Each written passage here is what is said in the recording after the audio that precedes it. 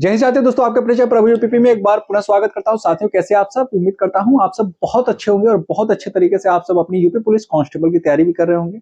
कुछ हमारे भाई बहन होंगे जो होमगार्ड की भी तैयारी कर रहे होंगे। लेकिन देखिए, मैं आपको बता दूं, अगर आप यूपी पुलिस कांस्टेबल और होमगार्ड दोनों के लिए आवेदन कर चुके हैं या फिर होमगार्ड के लिए तो कर ही लिए होंगे, अगर आप यूपी पुलिस कांस्टेबल के लिए भी करने वाले हैं तो आप सबको तैयारी यूपी पुलिस कांस्टेबल का करना है। होमगार्ड के लिए आपको फिर पढ़ना नहीं पड़ेगा, आपका यूपी पुलिस की तैयारी के दौरान ही उसका जो है तैयारी हो जाएगा। ठीक है, इस वीडियो में मैं बात करूंगा यूपी पुलिस कांस्टेबल का। जिन लोगों ने फॉर्म भर लिया ठीक है, और जिन लोगों ने अगर नहीं भरा है तो भाई इस वीडियो को पूरा अंत तक देखिएगा, क्योंकि कुछ ऐसी गलतियां होती है जो हम लोग अक्सर कर जाते हैं। बहुत छोटी छोटी सी गलतियां होती हैं, लेकिन लास्ट में जब हमारा डीवीपीएसटी होता है तो फिर वहां पे समस्याएं होती हैं। और जिन लोगों ने फॉर्म भर लिया है उनको भी देखना है, क्योंकि भाई साहब फॉर्म करेक्शन के लिए आपको जो है समय दिया जाएगा लास्ट में। ठीक है, अगर आपसे फॉर्म भरते समय किसी प्रकार की कोई भी गलती हो गई है तो आपको परेशान होने की आवश्यकता नहीं है। आपको जो है पर्याप्त समय मिलेगा कि आप फॉर्म में करेक्शन कर सकें। खैर, वीडियो में जैसा कि आपने थंबनेल ही देखा होगा तो समझ गए होंगे आप सभी कि फॉर्म भरने से पहले जो है बस जो है इस वीडियो को एक बार देख लीजिए। और सच में इस वीडियो को आप देख लीजिए बिल्कुल, और सभी को हर किसी को देखना चाहिए जो फॉर्म भरने की सोच रहे हैं या फॉर्म भर चुके हैं, उनको भी देखना चाहिए, क्योंकि फॉर्म करेक्शन के दौरान जो है उन गलतियों को अगर आपसे हुई है तो आप उसको सही कर सकते हैं। वीडियो में आगे बढ़ते हैं उससे पहले नीचे हमारा टेलीग्राम चैनल दिख रहा होगा प्रभु यूपीपी, वहां पे जो है आप सभी हमसे जुड़ जाए।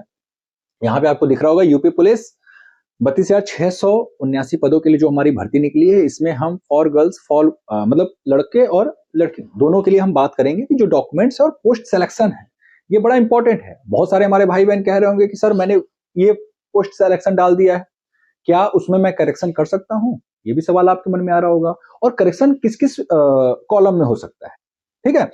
और इसके अलावा जो है, अगर आप सभी यूपी पुलिस कांस्टेबल की तैयारी कर रहे हैं तो मैं एक रिक्वेस्ट आप लोगों से कहना चाहूंगा कि जो हमारा यूपी पुलिस कांस्टेबल और होमगार्ड के लिए आप मतलब एक नोट्स लीजिए, आपका यूपी पुलिस कांस्टेबल और होमगार्ड दोनों की तैयारी हो जाएगी। और जीके जीएस हिंदी ये आपको कॉम्बो पैक में मिल रहा है। ये कॉम्बो पैक मात्र 99 रुपए में है। इस 99 रुपए में आपको जो है संपूर्ण हिंदी और जो जीके जीएस का आपका सिलेबस है वो आपको मिल जा रहा है। 50+ ऐसे टॉपिक है इंपॉर्टेंट जहां से प्रश्न बने हैं प्रीवियस ईयर में और जहां से इस बार भी प्रश्न बनेंगे।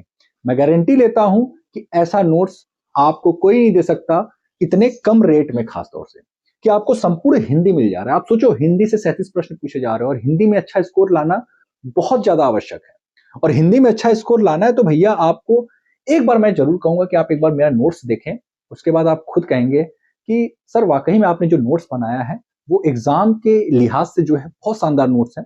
क्योंकि बच्चों के खुद रिव्यू आ रहे हैं, तो जब बच्चों के रिव्यू आते हैं तो वो खुद ही जो है पता चल जाता है कि हाँ उन्हें नोट्स पसंद आ रहा है।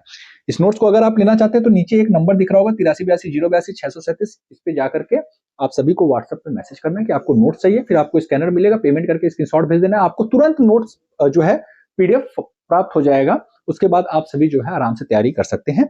आइए अब हम अपने टॉपिक पर चलते हैं। जैसा कि लड़कियों के लिए मैं बता दूं, एक जो बहुत कॉमन प्रश्न आ रहा है, खास तौर से जो शादीशुदा हमारी बहनें हैं उनके प्रश्न आ रहे हैं कि सर हमारे जो डॉक्यूमेंट्स होने चाहिए वो कहां से होने चाहिए, मतलब पिता पक्ष का होना चाहिए या फिर जो है ससुराल पक्ष का होना चाहिए। तो देखिए, आपका जो डॉक्यूमेंट्स होना चाहिए वो आपका पिता पक्ष का ही लगेगा, फिर चाहे आपकी शादी हुई हो या न हुई हो। नहीं हुई है तो भाई ऑलरेडी लगेगा, लेकिन अगर हुई है तब भी आपका जो डॉक्यूमेंट लगेगा वो आपके पिता पक्ष का ही लगेगा, यानी आपके मायके का ही लगेगा और बन जाएगा। आपका आधार कार्ड से, एड्रेस से कोई मतलब नहीं है। आप लोग आधार कार्ड को लेकर के बहुत ज्यादा कंफ्यूज होते हो कि सर हमारा जो आधार कार्ड में एड्रेस है वो फलाना स्टेट का है, फलाना डिस्ट्रिक्ट का है, लेकिन हमारा निवास यहाँ का है। आधार कार्ड में जो एड्रेस होता है वो अस्थायी होता है, परमानेंट एड्रेस नहीं होता है। तो उसको लेकर के बिल्कुल कंफ्यूज नहीं होना है आप लोगों को, ठीक है। एक बहुत बड़े टीचर का मैं वीडियो देख रहा था, उसमें वो एक चीज और कहते हैं, अभी हम उस पर भी बात करेंगे। वो कास्ट सर्टिफिकेट के बारे में बात किए थे,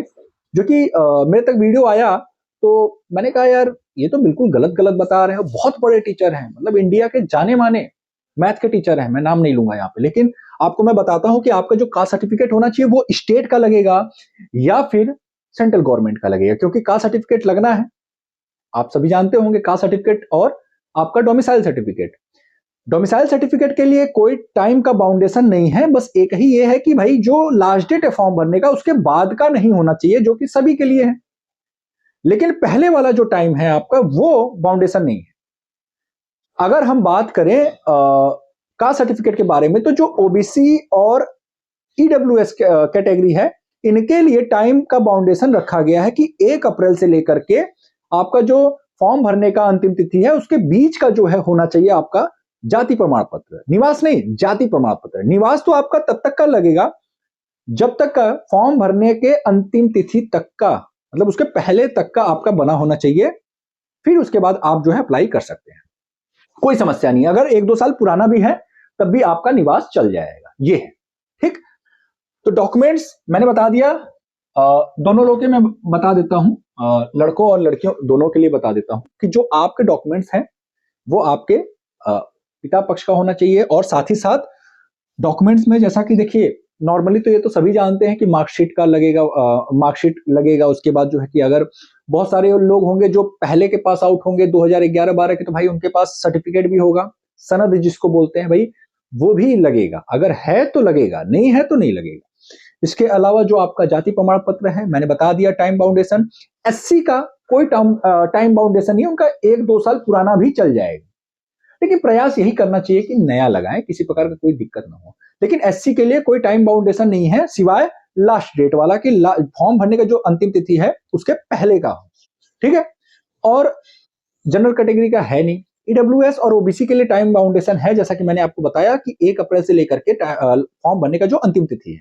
ठीक है, और अगर आप ईडब्ल्यूएस सर्टिफिकेट बनवाने जाएंगे तो आपको सबसे पहले आय प्रमाण पत्र बनवाना होगा, आय प्रमाण पत्र ही बनवाना होगा। और दूसरा चीज है, जो आप लोगों का कास्ट सर्टिफिकेट होगा, जो आपका कास्ट सर्टिफिकेट होगा, ये आपका होना चाहिए स्टेट गवर्नमेंट का, सेंट्रल गवर्नमेंट का नहीं लगेगा। भाई साहब, आप वैकेंसी देख रहे हो यूपी गवर्नमेंट का, ठीक है, आप वैकेंसी देख रहे हो यूपी गवर्नमेंट का, तो फिर कास्ट सर्टिफिकेट आप सेंट्रल का क्यों बनवाएंगे?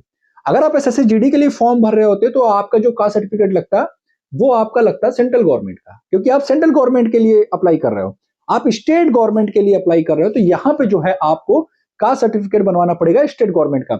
जरूरी नहीं है कि अगर कोई ऐसी जाति है जो यूपी में ओबीसी में आती है, तो जरूरी नहीं है कि वो अदर स्टेट में भी ओबीसी में ही हो, क्योंकि जो आरक्षण का प्रावधान था वो तो ऐसे जारी हो गया था, लेकिन फिर उसके बाद उसको बोला गया था कि सभी राज्य अपने अपने राज्य के हिसाब से जो है वहां पे आरक्षण जो है उसका जो है बंटवारा करेंगे। ठीक है, तो इसलिए जो है सभी राज्य में अलग अलग जातियों के लिए अलग अलग तरीके से जो है वहां पे आरक्षण का बंटवारा है। इसीलिए जो आपका कास्ट सर्टिफिकेट लगता है वो आपका स्टेट गवर्नमेंट का मांगा जाता है, बिल्कुल सेंट्रल गवर्नमेंट का नहीं होना चाहिए। ये गलती मत करिएगा, नहीं तो डीबीपीएसटी के दौरान कुछ होगा नहीं, आप लोगों का फॉर्म भी भरा जाएगा, पेपर भी दे लेंगे, लेकिन जब आप डीबीपीएसटी में पहुंचेंगे ना, तो फिर क्या होगा कि आपको पता चलेगा, अरे मैं तो जनरल में हूं, मैंने ओबीसी से फॉर्म भरा था, ओबीसी का सर्टिफिकेट लगाया था, लेकिन मुझे जनरल में डाल दिया गया है। अब जाहिर सी बात है, जनरल में डाला जाएगा तो जो एससी कैटेगरी का मान लीजिए कोई है अभ्यर्थी, जनरल में डाला जाएगा तो उसका जो कट ऑफ लगेगा वो जनरल में तो लगेगा, एससी में उसको सीट मिलनी नहीं है, वो फिर जनरल के हिसाब से फाइट करेगा। अगर उसका एससी से ज्यादा भी है और जनरल से कम भी है तो वो ऑलरेडी बाहर हो जाएगा। तो ये नुकसान होता है। ऐसा नहीं कि आपको पेपर में बैठने नहीं दिया जाएगा, पेपर में आप बैठेंगे, लेकिन समस्या यही होता है। ठीक है, और खासतौर से जब फॉर्म आप लोग भरें तो वहां पे कॉलम्स का बहुत अच्छे से ध्यान रखें। ठीक, पोस्ट सिलेक्शन की बात करने से पहले जो है एक और चीज मैं बताऊंगा, जैसे बहुत सारे लोग क्या करते हैं कि फॉर्म जो है साइबर वाले से भरवाते हैं। अब साइबर वाले को उन्होंने व्हाट्सएप पे सारा डिटेल भेज दिया, अब बस यही है कि बना बनाया उनको जो है खाना पकवान जो है मिल जाए। लेकिन मेरे भाई ऐसा नहीं करना है। साइबर वाले से एक बात जरूर कहिएगा कि भैया फाइनल सबमिट करने से पहले एक बार आप मुझे जरूर सारे कॉलम्स को जो है रीचेक करवा दें, ताकि ये पता चल सके कि हमने जो आपको डाटा दिया है, जो हमारे डॉक्यूमेंट्स है, उसके अकॉर्डिंग आपने भरा है या नहीं भरा है। और सबसे अच्छा तरीका होता है फॉर्म भरवाने का कि आप खुद जो है जा करके बैठ के अपनी आंखों के सामने भरवाएं, और कम से कम 2-3 बार आप चेक करें, अपना नाम देखें, स्पेलिंग देखें, डेट ऑफ बर्थ देखें, कैटेगरी देखें, तमाम जितने भी उसमें जो है कॉलम्स है। बहुत सारे हमारे भाई बहन ऐसी गलती कर देते हैं कि उसमें जो फॉर्म होता है कि आप फ्रीडम फाइटर है या नहीं है, उसको भी टिक कर देते हैं, नहीं रहते हैं तब भी टिक करवा देते हैं। होता क्या है, आपका मेरिट तो कम पे लगता है, लेकिन जब आप डीबीपीएसटी के दौरान जाते हो तो फिर आपसे बोला जाता है भाई आप फ्रीडम फाइटर का सर्टिफिकेट दिखाओ, आपके पास रहेगा तो है नहीं, तो फिर आपको क्या कर दिया जाएगा, बाहर कर दिया जाएगा, फिर रोते रोते आओगे, कोई मतलब नहीं है। तो आपको रीचेक करना है, एक बार नहीं, दो बार नहीं, तीन बार नहीं, जब तक आप श्योर ना हो जाओ, ठीक है। और जब श्योर हो जाओ तभी आप सबमिट करो। फॉर्म भरते समय भाई साहब मतलब ये समझ लीजिए किसी भी वैकेंसी की तैयारी कर रहे हैं, अगर आपको सिलेक्शन ही लेना है यूपी पुलिस में, तो आपको तैयारी तो करनी ही है, साथ ही साथ फॉर्म जो है बहुत अच्छे से भरना है, इसमें किसी प्रकार कोई लापरवाही नहीं चलेगा, ठीक है। एक एक कॉलम, माता पिता का नाम, अगर उसमें एक आध स्पेलिंग इधर उधर रहता है तो वो एफिडेविट वगैरह लग करके सही हो जाता है, लेकिन आपके नाम में मिस्टेक्स नहीं होने चाहिए, आपके कैटेगरी में मिस्टेक्स नहीं होने चाहिए, आपके डेट ऑफ बर्थ में नहीं होना चाहिए, आपका जो तमाम जो उसमें कुछ चीजें होती हैं हाँ ना वाला, उसमें आपको देखना है। तो ये सारी चीजें हैं। पोस्ट सिलेक्शन को लेकर के बहुत सारे लोग परेशान हैं कि सर मैंने ये डाल दिया, मैंने पीएससी डाल दिया, मुझे सिविल डालना था। भाई डालना तो था सिविल, आपको सबसे पहले नंबर पे कोई भी पीएससी को नहीं रखेगा, चाहे जो अगर लड़कियों की बात करें तो लड़कियों का ये पीएससी करके नहीं आया, उनका बटालियन लिख करके आया है, लेकिन उसको पीएससी ही मानिए। तो आपको किसी को भी फर्स्ट प्रायोरिटी जो है पीएससी को नहीं देनी है और लड़कियों को बटालियन को नहीं देनी है।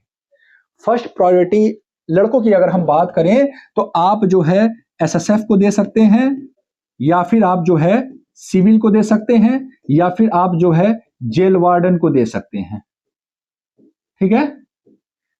लेकिन लास्ट में ही आपको जो है पीएससी को रखना है। अगर हम बात करें गर्ल्स की, अगर हम लड़कियों की बात करें तो यहां पे जो आपको फर्स्ट प्रायोरिटी देनी है वो आपको देनी है जेल वार्डन। अभी हम बता रहे हैं भले ही सीट कम हो जाए उससे मतलब नहीं है, अभी मैं बता रहा हूं, इसके बारे में मैं डिटेल में बात करूंगा अभी। जेल वार्डन फर्स्ट प्रायोरिटी, दूसरे नंबर पे आपको सिविल को देना है, और तब जाकर के आपको जो है बटालियन वाला देना है। अब इसका ये कतई मतलब नहीं है कि आपने एसएसएफ दे दिया है तो आपको एसएसएफ वाला ही सीट मिलेगा। आप जितनी एसएसएफ की सीटें हैं आप केवल उसी में फाइट करेंगे, इससे गलती मत रहिए। अगर आपका एसएसएफ ने आपने एसएसएफ जितना जो है एसएसएफ में आपने अप्लाई किया है, आपका जो नंबर है अगर वो पीएससी लायक आता है तो आपको पीएससी ही दिया जाएगा। अगर आपने एसएसएफ के लिए आवेदन किया है, प्रायोरिटी आपने एसएसएफ को दिया है, लेकिन अगर आपका नंबर एसएसएफ जितना नहीं आता है, जेल वार्डन जितना आता है, तो आपको जेल वार्डन मिल जाएगा। और जहां तक है एसएसएफ का जो कट ऑफ रहेगा वो सबसे हाई रहेगा, फिर सिविल का रहेगा, फिर जेल वार्डन, ऐसे हो सकता है। तो प्रयास यही करना है कि एसएसएफ को फर्स्ट पे रखे, ये आपका मेल कैंडिडेट्स के लिए, ठीक है। और सपोज दैट कि आपने पीएससी दिया हुआ है, तो आपका नंबर अगर कितना भी अधिक आ जाए, आपका एसएसएफ जितना भी नंबर आ गया, तो आपको एसएसएफ नहीं मिलेगा, आपको पीएससी ही दिया जाएगा। क्यों? क्योंकि आपने प्रायोरिटी भाई पीएससी को दे रखी है। समझ में आई? बिल्कुल अपने माइंड को क्लियर कर लीजिए, तब जाकर के फॉर्म भरिएगा। अब जैसे जेल वार्डन और सिविल की बात कर ले, ये फीमेल कैटेगरी का, तो यहां भी सेम। आपने अगर बटालियन को पहली प्रायोरिटी दे दी तो आपने अगर सिविल जितना भी नंबर लाया तो आपको सिविल नहीं मिलेगा, आपको जेल वार्डन नहीं मिलेगा, आपको क्या मिलेगा? बटालियन वाला ही मिलेगा पोस्ट।